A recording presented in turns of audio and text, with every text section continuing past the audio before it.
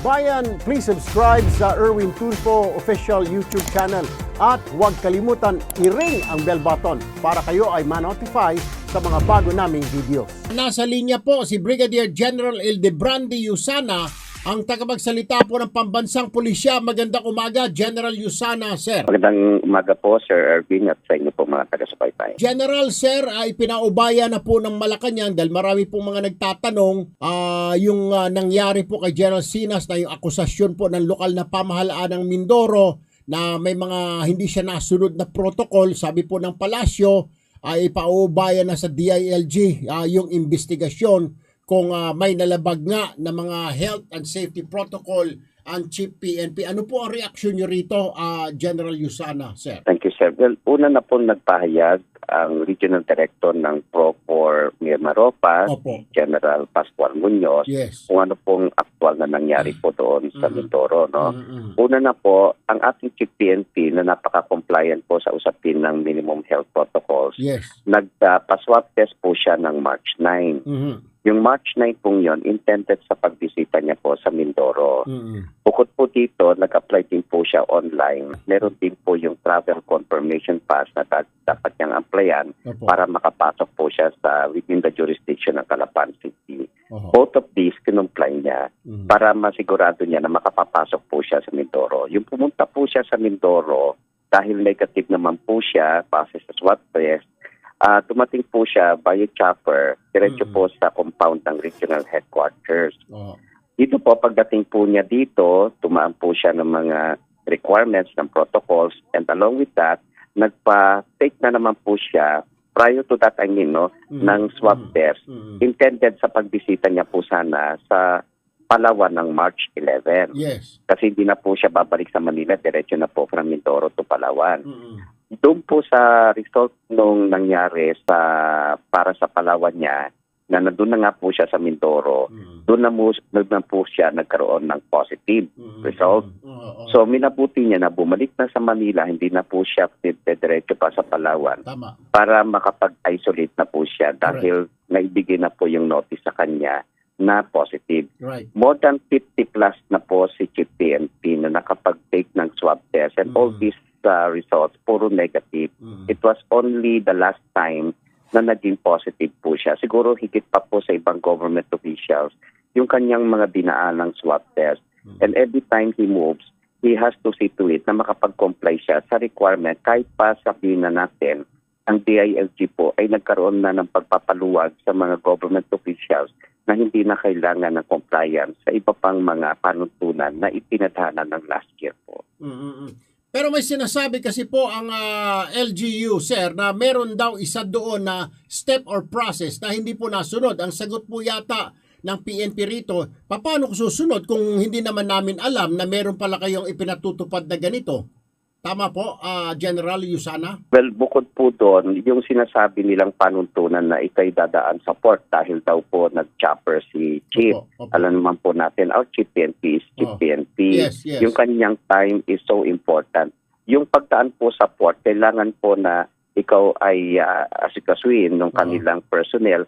Ito lang po yung checkin lang yung temperature, tapos kung ikaw ba ay nakasuot ng face mask, face shield, and all these little things na hindi naman siguro maisasabi na kapantayin ng mas maigpit na pamamaraan ng Philippine National Police na sadya siyang dumadaan ng swab test at nire-require niya all the other personnel to do so kapag may mga kasama siya yung party niya po. At pagdating pa rin po doon sa region, nire-require po niya yung sarili niya na dapat dumaan din po siya sa mga strict adherence doon po sa protocol na yon. So wala naman pong pagkakaiba. In fact, sinabi po ng regional director na doon sa PNP, doon po nagiging basihan yung maigpit na proseso ng mga protocols na ito.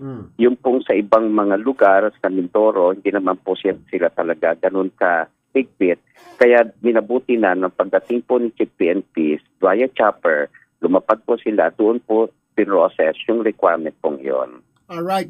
Well, malinaw po. Maraming salamat po, Brigadier General Ildebrandi Yusana, tagapagsalita po ng PNP. Magandang umaga po sa inyo, sir. Magandang umaga din po, sir. Thank you. Sa kabilang linya naman po pala ng aming telepono, si Governor Humerlito Bons Dolor ng Oriental Mindoro. Magandang umaga po, Governor Dolor, sir. Katanggap-tanggap po ba itong explanation nila sa inyo, para sa inyo, Governor Dolor? Ang provincial government since last year, at i-reiterate po namin sa pamamagitan ng panibagong executive order after the Resolution 101 of the IUPA. Opo. Maliwanag ang nakasulat. Opo. There are several ports of entry.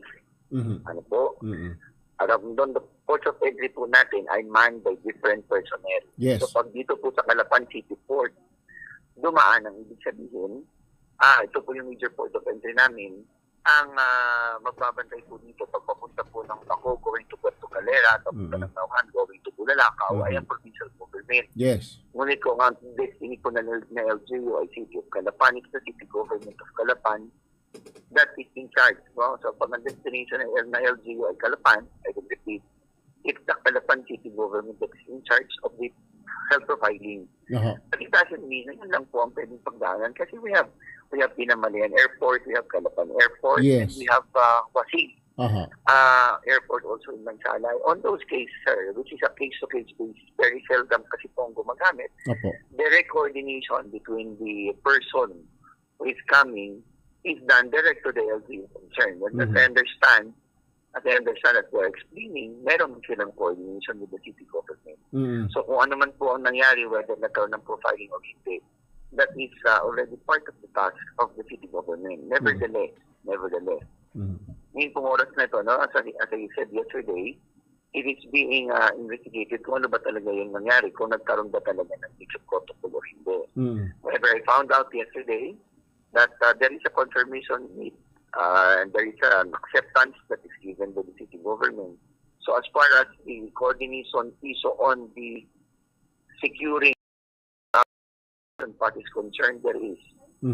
Ngayon, ang issue na lang po, was it informed na doon dadaan sa port, sa airport, at kung na-inform sila, nagkaroon ba ng personnel na mag-check.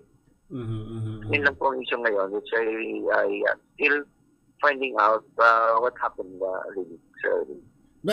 Pero nag-report na po ba ang inyong ang city sa inyo, sir, ang Calapan regarding this matter? Were you already informed? Na sabi nyo nga kanina na they were informed, pero yun na nga, yung pag-landing po doon sa Calapan City Airport, mukhang hindi ho yata sila natimbrihan. Gov, is this correct? Sir, meron pong official statement ng city government ay that. As far as we are concerned po, we are still undergoing our own investigation on the matter. Sapagkat para po kasi sa akin, sir, mas mahalaga munang ginawa ng province ngayon to fully complete the tracing of all those people na nagkaroon ng contact at matest at masiguradong naka-quarantine ng mga tao ito. Kasi while we are doing the investigation, hindi dapat napapabayaan yung issue na ano ang kailangan namin gawin after what happened. Sa mga tao kasi that's more important. We cannot do anything, sir. Nandun na yun. Dumating na yung issue na yan. Pero yung mga tao na maaari nagkaroon ng close contact at nagkaroon, sir, ng possibility na magkaroon ng COVID because of that case, it is more paramount to us at this point in time. Governor Merlito Bons Dolor, Oriental Mindoro Governor. Maraming salamat po, Gov. Magandang umaga. Please stay safe and healthy. Maraming salamat po. Ingat Thank you po. Thank you. Kambyo naman po tayo sa isa pa pong linya ng aming telepono, si Yusek RJ Echeverry ng DILG. Magandang umaga po, Yusek Echeverry, sir. Magandang umaga po sa inyong lahat at mabuhay niyong programa. Opo. Sir, pinaubayan na po ng palasyo sa DILG sa inyo dyan ang pag-iimbestiga kung may nalabag nga ng mga safety and health protocols. Itong si PNP Chief General Sinas, inuumpisahan na po ba itong investigasyon na ito, Yusek?